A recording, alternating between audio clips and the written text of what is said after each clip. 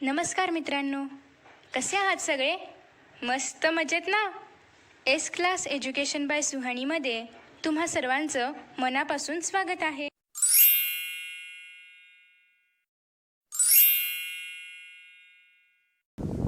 आज आपण पाहणार आहोत इयत्ता 7वी इतिहास नागरिकशास्त्रमधील पाठ 3 धार्मिक समन्वय.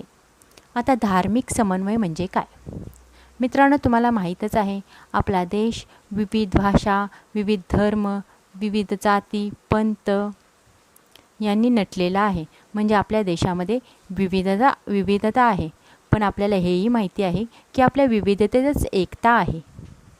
या सर्व धर्म जे आहेत आपल्या देशातले ते समभाव आहे. सर्व धर्म समान आहेत हे मानणे म्हणजेच धार्मिक समन्वय होय. भाषा, धर्म यांची विविधता हे आपले भारतीय समाजाचे एक महत्त्वाचे वैशिष्ट्य आहे. म्हणजे आपल्या देशात भाषा आणि धर्म यांच्यामध्ये जी विविधता आहे हेच आपल्या देशाचे एक महत्त्वाचे वैशिष्ट्य आहे. या वैशिष्ट्याची दखल घेऊनच भारतीय संविधानाने सर्व धर्म समभावाचे तत्त्व स्वीकारले आहे. आपल्या देशात जी विविधता आहे धर्म, भाषा यांच्यामध्ये, हे लक्षात घेऊनच आपल्या देशाचे ते भारतीय संविधान आहे त्याच्यामध्ये सर्व धर्म समभाव हे तत्त्व स्वीकारले आहे. मध्ययुगीन भारतातील समाज जीवनामध्येही या तत्त्वाच्या आधारे धार्मिक समन्वयाचे प्रयत्न झाले होते. या प्रयत्नापैकी भक्ती चळवळ, शीख धर्म आणि सुफी पंथ यांचे आपल्या समाजात एक वैशिष्ट्यपूर्ण स्थान आहे. म्हणजे मध्ययुगीन भारतामध्ये ज्यावेळी समाज जीवनामध्ये याच तत्त्वाच्या सर्व धर्म समभाव तत्त्वाच्या आधारे धार्मिक समन्वय करण्याचे प्रयत्न केले होते. या प्रयत्नापैकी भक्ती चळवळ आणि शीख धर्म आणि सुफी पंथ यांचे आपल्या समाजात एक वैशिष्ट्यपूर्ण स्थान आहे. म्हणजे त्यावेळीही प्रयत्न केला गेला होता धार्मिक समन्वय साधण्याचा. भारताच्या निरनिराळ्या प्रदेशामध्ये या विविध विचारधारा निर्माण झाल्या.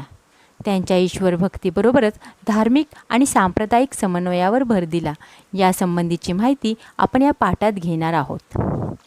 भारतीय धर्मजीवनात प्रारंभी कर्मकांड आणि ब्रह्मज्ञान यांच्यावर विशेष भर होता. मध्ययुगात हे दोन्ही मागे पडून भक्ती मार्गास महत्त्व आले. या मार्गात अधिकार भेदांचे फाजील महत्त्व नसल्याने धार्मिक समन्वयाला आणखी चालना मिळाली.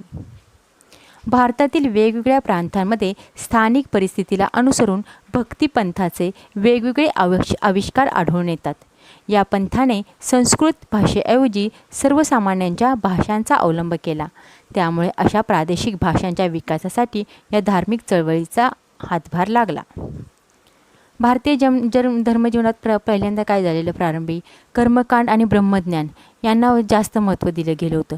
परंतु मध्ययुगामध्ये काय झालं, हे दोन्ही मागे पडलं आणि जास्त भक्ती मार्गास महत्त्व आले. म्हणजे या मार्गात अधिकार भेदांचे फाजील महत्त्व नसल्याने धार्मिक समन्वयाला आणखी चालना मिळाली. आता हे जे होते कर्मकांड, ब्रह्मज्ञान यांचं काय झालेलं, अधिकार भेद म्हणजे अधिकार गाजवण्याचं खूप हे होतं, त्याला जास्त महत्त्व होतं. पण भक्ती मार्गास लागल्यामुळे धार्मिक समन्वयाला चालना मिळाली. भारतातील वेगवेगळ्या प्रांतामध्ये स्थानिक परिस्थितीला अनुसरून भक्तिपंथांचे वेगवेगळे आविष्कार आढळून येतात. या पंथाने संस्कृत भाषेऐवजी, म्हणजे पूर्वी कसं होतं, संस्कृत भाषेला जरा जास्त महत्त्व होतं. पण आपल्या देशामध्ये विविधता असल्यामुळे प्रत्येक भागामध्ये वेगवेगळी भाषा बोलली जाते. मग प्रत्येकाला संस्कृत येते, संस्कृत बोलता येते, वाचता येते असं नाही. म्हणून त्यावेळी काय करण्यात आलं, संस्कृत भाषेऐवजी ज्या प्रदेशाची जी भाषा आहे त्याचा अवलंब केला गेला. त्यामुळे अशा धार्मिक भाषांच्या विकासासाठी या धार्मिक चळवळीचा हातभार लागला. त्यामुळे काय झालं, प्रत्येकाने आपापल्या भाषा वापरण्यात आली. प्रत्येक ठिकाणी आपापली भाषा वापरली गेली. त्यामुळे भाषा विकासासाठी या चळवळीचा हातभार लागला, या धार्मिक चळवळीचा हातभार लागला. आता पहिल्यांदा आपण पाहूया भक्ती चळवळ. भक्ती चळवळीचा उगम दक्षिण भारतात झाल्याचे मानण्यात येते. या भागात नायनार आणि अळवार या भक्ती चळवळी उदयास आल्या. आता भक्ती चळवळ म्हटलं की दक्षिण भारत लक्षात यायला पाहिजे. भक्ती दक्षिण भारत. आणि या भागात काय झालेलं, नायनार आणि अळवार या भक्ती चळवळी उदयास आल्या. कुठल्या? नायनार आणि अळवार या भक्ती चळवळी उदयास आल्या. दक्षिण भारत म्हटलं की नायनार आणि अळवार या भक्ती चळवळी पटकन आपल्या डोळ्यासमोर आल्या पाहिजेत. नायनार हे शिवभक्त तर अळवार हे विष्णुभक्त होते. शिव आणि विष्णू एकच आहेत असे मानून त्यांच्यामध्ये समन्वय करण्याचे प्रयत्नही झाले. विष्णू आणि शिव हे दोन्ही देव एकच आहे असे मानून त्यांच्यामध्ये समन्वय करण्यात आला. त्यावेळी असे प्रयत्न करण्यात आले. अर्धा भाग विष्णूचा आणि अर्धा भाग शिवाचा दाखवून हरिहर स्वरूपातील मूर्तीही मोठ्या प्रमाणात निर्माण करण्यात आल्या. म्हणजे विष्णू आणि शिव कसे एक आहेत हे दाखवण्यासाठी काय केलं, दोन्ही अर्धी मूर्ती विष्णूची आणि अर्धी मूर्ती शिवाची असं करून एक मूर्ती बनवण्यात आली आणि हे दोन्ही कसे एक आहेत हेही दाखवण्याचा प्रयत्न करण्यात आला. म्हणजे त्या मूर्तीला हरिहर असं नाव देऊन. या भक्ती चळवळीमध्ये समाजाच्या सर्व स्तरातील लोक सहभागी झाले होते. ही जी भक्ती चळवळ होती त्यामध्ये काय झालेलं, समाजामध्ये जेवढ्या म्हणजे मध्यमवर्गीय, श्रीमंत, धर्म, जाती, पंथ सगळ्या जातीचे लोक सहभागी झालेले होते. ईश्वर प्रेम, माणुसकी, भूतदया, करुणा इत्यादी मूल्यांची शिकवण त्यांनी दिली. भक्ती चळवळीमध्ये काय करण्यात आले, ईश्वर प्रेम म्हणजे सगळ्यांनी ईश्वरावरती प्रेम करा, ईश्वर सगळ्यांचा एकच आहे. माणुसकी म्हणजे काय, सगळ्यांनी एकमेकांशी माणुसकीने वागा, माणुसकी दाखवा. नंतर भूतदया, प्राणी मात्रांवरती प्रेम करा. करुणा, सगळ्यांनी एकमेकांशी मायेने वागा इत्यादी मूल्यांची शिकवण त्यावेळी देण्यात आली. दक्षिण भारतात रामानुज संत आणि इतर आचार्यांनी भक्ती चळवळीचा पाया भक्कम केला. दक्षिण भारतामध्ये काय केलं, दक्षिण भारत म्हटलं की रामानुज संत आणि त्यांचे आचार्य यांनी भक्ती चळवळीचा पाया भक्कम केला. ईश्वर सर्वांसाठी आहे, ईश्वर भेदभाव करीत नाही असे त्यांनी सांगितले. आणि उत्तर भारतातही रामानुजच्या शिकवणीचा मोठा प्रभाव पडला. दक्षिण भारतामध्ये संत रामानुज यांनी ही शिकवण दिली आणि त्याचा प्रभाव उत्तर भारतातील लोकांच्या वरतीही पडला. त्यांनी काय शिकवण दिली तर ईश्वर सर्वांसाठी आहे, ईश्वर भेदभाव करीत नाही असे त्यांनी सांगितले. आपण लक्षात ठेवायचं आता इथं दक्षिण भारत म्हटलं की संत रामानुज, मगाशी एक सांगितलेलं दक्षिण भारत म्हटलं की तिथे भक्ती चळवळ उदयास आलेली आणि तिथे नायनार आणि अळवार हे दोन भक्ती चळवळी उदयास आल्या होत्या. आणि नायनार म्हटलं की शिवभक्त आणि अळवार म्हटलं की विष्णुभक्त. दक्षिण भारतामध्ये कुणी रामानुज संतांनी आणि त्यांच्या आचार्यांनी भक्ती चळवळीचा पाया भक्कम केला. भक्ती चळवळीमध्ये काय सांगण्यात आलं तर ईश्वर सर्वांसाठी आहे, ईश्वर भेदभाव करत नाही असे त्यांनी सांगितले. आणि उत्तर भारतातील लोकांच्या वरतीही संत रामानुजांचे हे जे विचार आहे यांचा मोठा प्रभाव पडला. आता उत्तर भारतामध्ये संत रामानंद यांनी भक्तीचे महत्त्व सांगितले. उत्तर भारतामध्ये कोणतर संत रामानंद. संत कबीर हे भक्ती चळवळीत एक विख्यात संत होते. मित्रांनो, तुम्हाला माहीतच आहे आपली भूमी ही संतांची भूमी म्हणून ओळखली जाते. आपल्या भूमीवरती खूप संत होऊन गेले आणि त्यांनी समाजात जनजागृती करण्याचे कार्य केले. सर्व धर्म समभाव आहेत हे लोकांना पटवून देण्याचे कार्य केले. त्यांनी तीर्थक्षेत्र, व्रते, मूर्तिपूजा यांना महत्त्व दिले नाही. संत कबीर जे होते ते भक्ती चळवळीत एक विख्यात संत होते. त्यांनी तीर्थक्षेत्रे, व्रते, मूर्तिपूजा यांना महत्त्व दिलं नाही, तर सत्यालाच ईश्वर मानले. सर्व मानव एक आहेत अशी शिकवण दिली. जातीभेद, पंथभेद, धर्मभेद मानले नाहीत.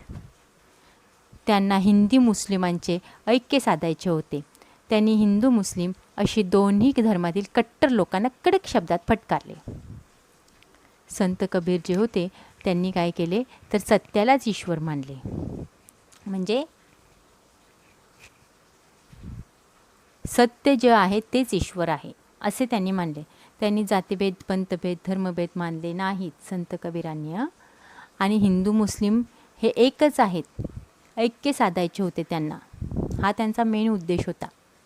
आणि हिंदू आणि मुस्लिम अशा दोन्ही धर्मातील कट्टर लोकांना त्यांनी कडक शब्दात फटकारले.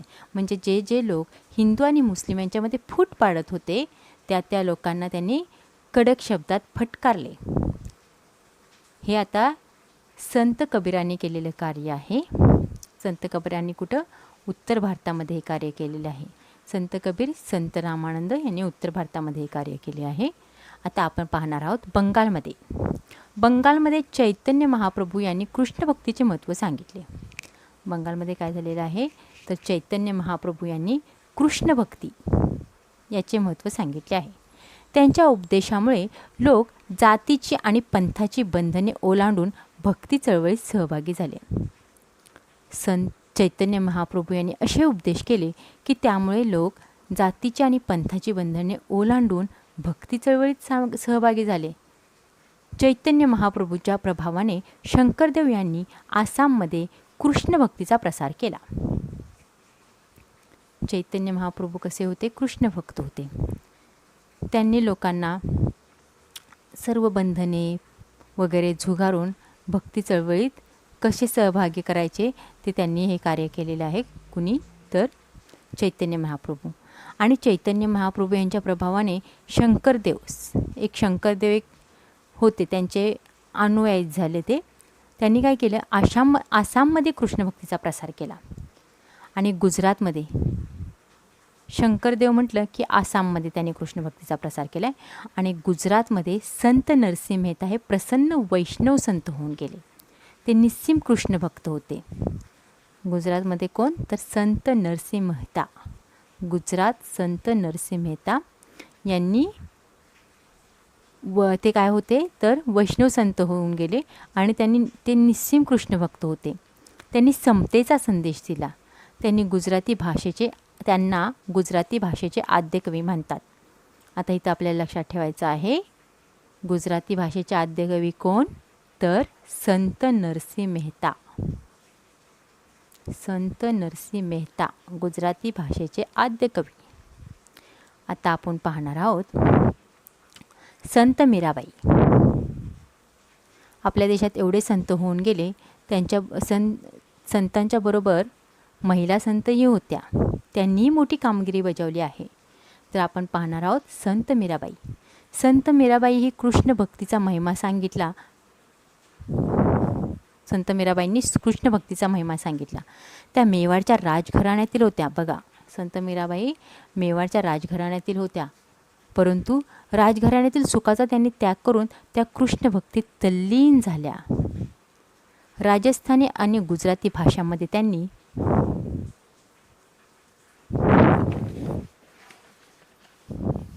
भक्ती रचना केल्या. संत मीराबाईंनी काय केलेलं आहे? त्या मेवाडच्या होत्या राजघराण्यातल्या, परंतु त्यांनी राजघराण्यातील सर्व सुखांचा त्याग केला आणि राजस्थानी गुजराती भाषेमध्ये त्यांनी भक्ती रचना केल्या. त्यांची भक्तिगीते भक्ती, सहिष्णुता व मानवता यांचा संदेश देणारी आहेत. संत रोहिदास हे एक महान संत होते. त्यांनी समतेचा व मानवतेचा संदेश दिला. संत रोहिदास एक महान संत होते. त्यांनी काय संदेश दिला आहे? समतेचा आणि मानवतेचा. आपण आतापर्यंत पाहिले जेवढे संत होते त्यांचा सगळ्यांचा उद्देश हाच होता, समानता, मानवता, सर्वांनी एकमेकांशी माणुसकीने वागणे, भूतदया दाखवणे, करुणा दाखवणे. त्यांनी समतेचा आणि मानवतेचा संदेश दिला. कुणी? संत रोहिदासांनी. संत सेना हे एक प्रभावी संत होऊन गेलेले आहेत. त्यांनी हिंदी साहित्यातील महाकवी सूरदास, संत सेना एक प्रभावी संत होऊन गेले. त्यांनी हिंदी साहित्यातील महाकवी सूरदास यांनी काय केलेलं आहे तर सूरसागर हे काव्य लिहिले आहे. सूरसागर हे काव्य कोणी लिहिले तर सूरदास. नावावरूनच आपल्या नाव लक्षात राहील, सूरसागर सूरदास. कृष्ण भक्ती हा त्यांच्या काव्याचा विषय आहे. मुस्लिम संत, बघा संत आपल्या देशात होऊन गेले आहेत, तर मुस्लिम संतसुद्धा होऊन गेलेले आहेत. त्यांचं नाव होतं मुस्लिम संत रसखान. यांनी लिहिलेली कृष्ण भक्तीची गीते रसाळ आहेत. मुस्लिम असूनही त्यांनी कृष्ण भक्तीवरती गीते लिहिलेली आहेत. संत तुलसीदास यांनी रामचरित्रमानस हा ग्रंथ लिहिला आहे. त्यांनी या ग्रंथामध्ये रामभक्तीचा सुंदर आविष्कार केलेला आहे. संत तुलसीदास रामचरितमानस. आता आपण येऊया कर्नाटकमध्ये. कर्नाटकमध्ये बसवेश्वरांनी लिंगायत विचारधारेचा प्रसार केला.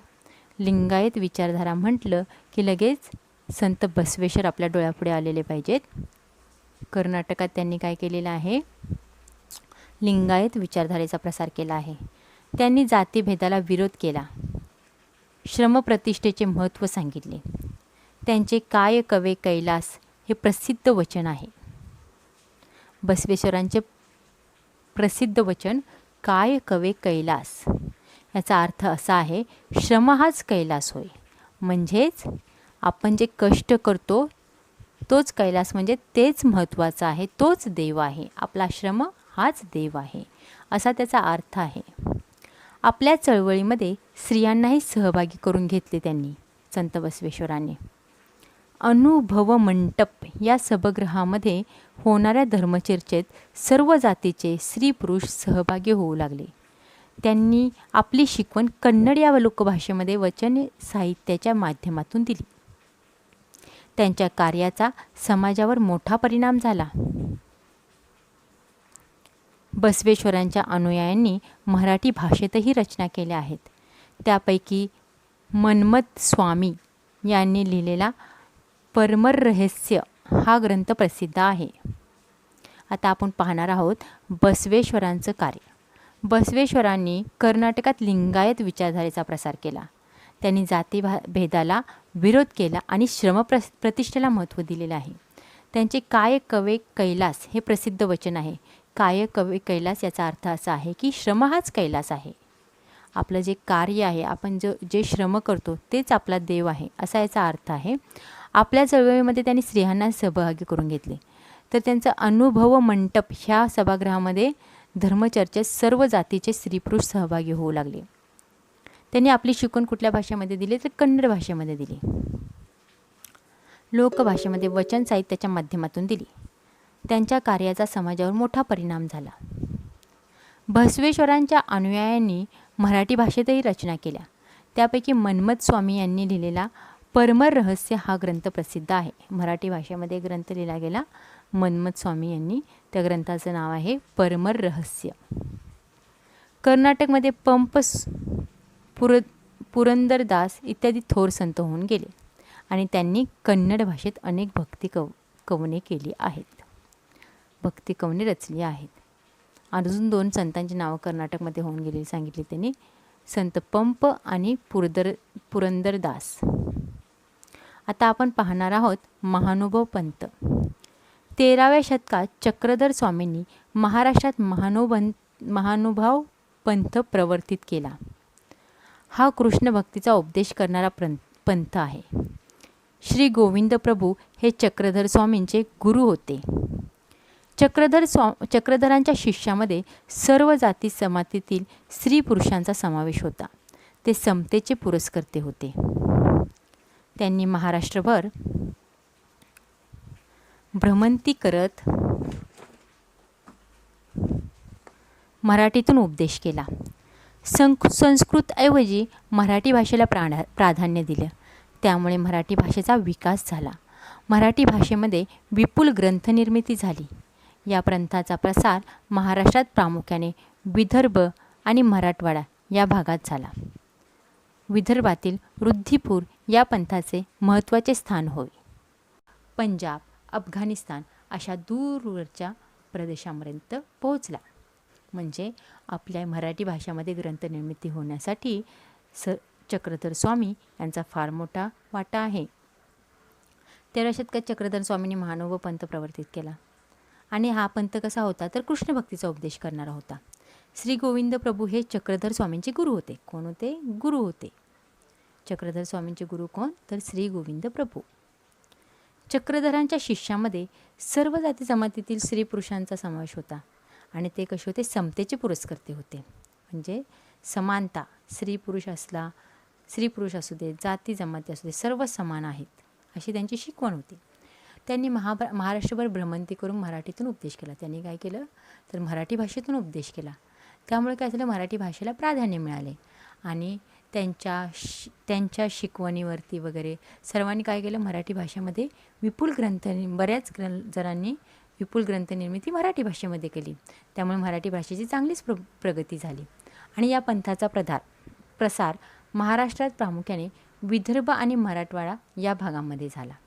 आपल्या महाराष्ट्रामध्ये हा पंथ जो आहे महानुभव पंथ हा विदर्भ आणि मराठवाडा या भागामध्ये त्याचा प्रसार झाला. विदर्भातील रुद्रीपूर या पंथाचे महत्त्वाचे स्थान होय. विदर्भातील रुद्रीपूर हे जे स्थान आहे ते ह्या महानुभव पंथाचे महत्त्वाचे स्थान होय. तसेच हा पंथ पंजाब, अफगाणिस्तान या दूरवरच्या प्रदेशापर्यंत पोहोचला होता.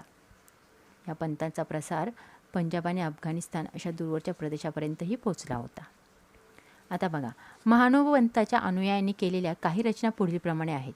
माहिमभट्ट यांनी संपादित केलेला चक्रधरांच्या लीळाचे वर्णन करणारा लीळाचरित्र हा ग्रंथ. आपले जे माहिमभट्ट होते त्यांनी काय केलं, चक्रधर स्वामी आहे यांच्या लीळाचे वर्णन करणारा एक ग्रंथ लिहिला. त्याचे नाव लीळाचरित्र. म्हणजे लीळाचरित्र हा ग्रंथ कोणी लिहिला तर माहिमभट्टांनी. आद्य मराठी कवयित्री महंदंबा यांचे धवळे केशोबास या संपादित केलेले होते त्यांनी. आणि सूत्रपाठ आणि दृष्टांतपाठ. आद्य मराठी कवयित्री महंदंबा यांचे धवळे आणि केशोबास यांनी संपादित केलेले सूत्रपाठ आणि दृष्टांतपाठ. दामोदर पंडितांचे वच्छाहर. भास्कर भट्ट बोरीकर यांचा शिशुपालवध. शिशुपालवध हा कोणी लिहिलेला आहे तर भास्कर भट्ट बोरीकर. आणि नरेंद्रांनी कुठलं लिहिलं आहे तर रुक्मिणी स्वयंवर. हे महत्त्वाचे ग्रंथ त्यावेळी लिहिण्यात आले होते. माहिमभट्टांचा लीळाचरित्र. आद्य मराठी कवयित्री महंदंबा यांचे धवळे आणि केशवबोस यांनी संपादित केलेले सूत्रपाठ आणि दृष्टांतपाठ. दामोदर पंडितांचे वच्छाहरण. भास्कर भट्ट बोरीकर यांचे शिशुपालवध आणि नरेंद्रांचे रुक्मिणी स्वयंवर. महाराष्ट्रात संत एकनाथांनी लिहिलेला हिंदू मुसलमान यांच्यातील संवाद धार्मिक समन्वयाच्या दृष्टीने महत्त्वाचा आहे. संत शेख महम्मद यांचे शेख महम्मद अभिंद त्याचे हृदय गोविंद हे प्रसिद्ध वचन या समन्वयाचे एक उदाहरण आहे. आपल्या महाराष्ट्रामध्ये संत एकनाथांनी हिंदू आणि मुसलमान यांच्यातील संवाद धार्मिक समन्वयाच्या दृष्टीने महत्त्वाचा आहे. संत शेख महम्मद यांची एक रचना आहे शेख महम्मद अभिंद त्यांचे हृदय गोविंद. म्हणजे त्यांनी काय केलेलं आहे तर एक वचन लिहिलेलं आहे. त्याच्यामध्ये कसं त्यांनी स्वतःचं नाव घेतलं आहे परंतु त्यांच्या हृदयामध्ये कसं आहे गोविंद आहे. म्हणजे आपल्या मराठ्यांचा देव त्यांच्या हृदयामध्ये आहे हे सांगितलेले आहे. हे एक हिंदू आणि मुसलमान यांच्या समन्वयाचे हे एक प्रसिद्ध वचन आहे. आता गुरु नानक पाहूयात आपण. गुरु नानक हे शीख धर्माचे संस्थापक आणि पहिले गुरु होते. धार्मिक समन्वयाचा एक मोठा प्रयत्न म्हणून त्यांनी कार्याचा उल्लेख करावा लागतो त्यांच्या कार्याचा. म्हणजे गुरु नानक यांनी काय केलेलं धार्मिक समन्वय व्हावा म्हणून उल्लेखनीय कार्य केले होते. त्यांनी हिंदू मुस्लिम या दोन्ही धर्माच्या विविध तीर्थक्षेत्रांना भेटी दिल्या.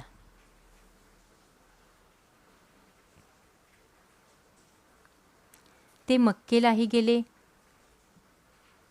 भक्तिभावना सगळीकडे सारखी आहे ही गोष्ट त्यांच्या लक्षात आली. सर्वांशी सारखेपणाने वागावे अशी त्यांची शिकवण होती. हिंदू आणि मुसलमान यांचे ऐक्य साधावे यासाठी त्यांनी उपदेश केला. शुद्ध आचरणावर भर दिला. गुरु नानकांच्या उपदेशाने अनेक लोक प्रभावित झाले. त्यांच्या शिष्यांची संख्या दिवसेंदिवस वाढत गेली. गुरु नानकांच्या अनुयायांना शिष्य म्हणजे शीख असे म्हणतात. गुरुग्रंथ साहिब हा शीखांचा पवित्र ग्रंथ आहे. या ग्रंथामध्ये स्वतः गुरु नानक, संत नामदेव, संत कबीर इत्यादी संतांच्या रचनांचा समावेश आहे. आपण पाहणार आहोत गुरु नानक. गुरु नानक हे शीख धर्माचे संस्थापक आणि पहिले गुरु होते. शीख धर्माचे संस्थापक कोण? तर गुरु नानक. आणि धार्मिक समन्वयाचा एक मोठा प्रयत्न म्हणून त्यांच्या कार्याचा उल्लेख करावा लागतो.